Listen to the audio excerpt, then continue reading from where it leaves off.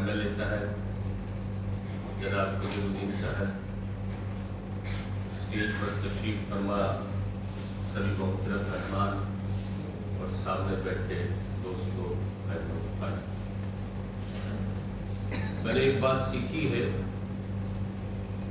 कि जिंदगी में अगर आप ये चाहते हैं कि आपके जाने के बाद भी देर तक लोग आपको याद करें, याद रखें, तो या तो कुछ ऐसा कर जाइए कि लोग उस पर लिखें, और या कुछ ऐसा लिख जाइए कि लोग उसको पढ़ें।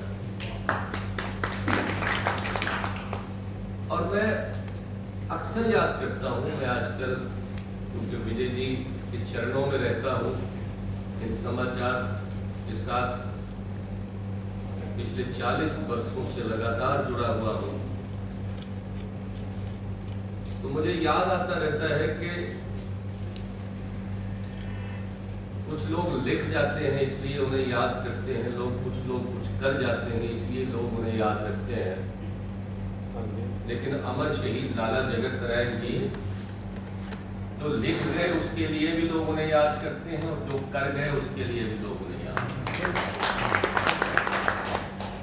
जान कुर्बान कर दी उन्होंने अपनी, इसलिए कि मेरा देश ताकतवर रहे, महफूज रहे और मेरे देश के अंदर आर्थिक सद्भावना बनी रहे। जान दे दी उन्होंने। जो लिख दिया उसे आज भी लोगों ने संभाल के रखा हुआ है, लोग उसे पढ़ते हैं और उससे सीखते हैं। आदरणीय श्री विजय कुमार चोपड़ा जी, उनके लेख पढ़ने के लिए भी लोग सुबह इंतजार करते हैं, इन समाचार का, पंजाब केसरी का, जगबानी का, नवोदय टाइम्स का। और जो उन्होंने कर दिया वो भी सदियों तक याद रखा जाएगा।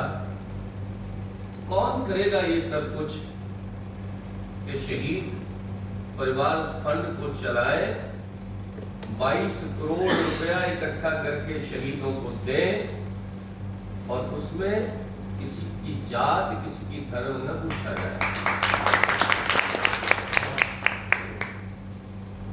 जम्मू कश्मीर में 750 ट्रक भेज दिए,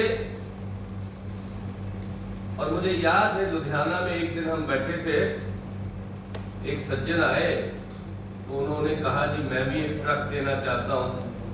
फौजी ने कहा तो उन्होंने एक सवाल कर दिया कि ये बताइए आप ये सामान जो बांटते हैं ये मुसलमानों को देते हैं कि हिंदुओं को देते हैं? तो फौजी ने कहा मैंने तेरा ट्रक नहीं चाहिए था, अपने घर क्या ताल्लुक है हमारा इस बात से मुसलमान है कि हिंदू है कि सिख है? कोई ताल्लुक नहीं है। इंसान केवल इंसान। और इसी तरह से कबीरुद्दीन साहब, ये मोहब्बत की एक छोटी सी बात बता रहा हूँ आप। उन्होंने अपनी किताब ये रिलीज करानी थी, उम्मीदों का चिराग। मौजी को टेलीफोन आया, यहाँ आके किताब रिलीज करिए। मौजी ने मुझसे पूछा, मैंने हिसाब किताब लगाया कि टाइम ज़्यादा लगेगा। मौजी की उम्र 92 साल की है। मैंने कहा अगर 12 बजे चलेंगे तो रात को 2-3 बजे वापस आएंगे, आपके लिए मुश्किल है। कबीरुद्दीन साहब से कहा कि फौजी नहीं आ पाएंगे, तो उन्होंने कहा किताब तो मैंने विजय चोपड़ा जी से ही रिलीज करा दी, वो वहां नहीं आएंगे तो मैं यहाँ।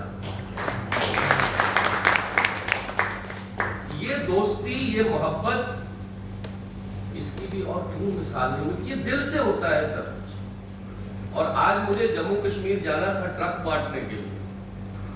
मैंने बाबूजी से कहा बाबूजी मैं नहीं होऊंगा 4-5 तारीख को 2 दिन यहाँ पर।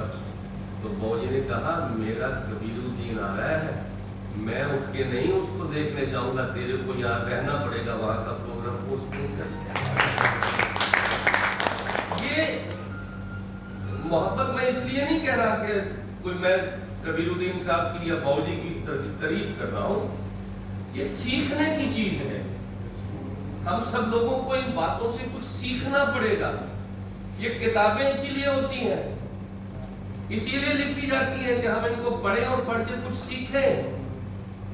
तो मैं जनाब कबीरुद्दीन साहब आपको मुबारकबाद देता हूँ, और अब मैं सोचता हूँ कि अच्छा ही हुआ प्रोग्राम वहाँ नहीं हुआ, यहाँ हो गया। मेरे दोस्त एहसानुल हक साहब 20 साल बाद शहर में रहते हुए आज मुझे मिले हैं, 20 साल के, तो इनसे भी मेरी मुलाकात हो गई है। तो मैं मुबारकबाद देता हूँ आपको।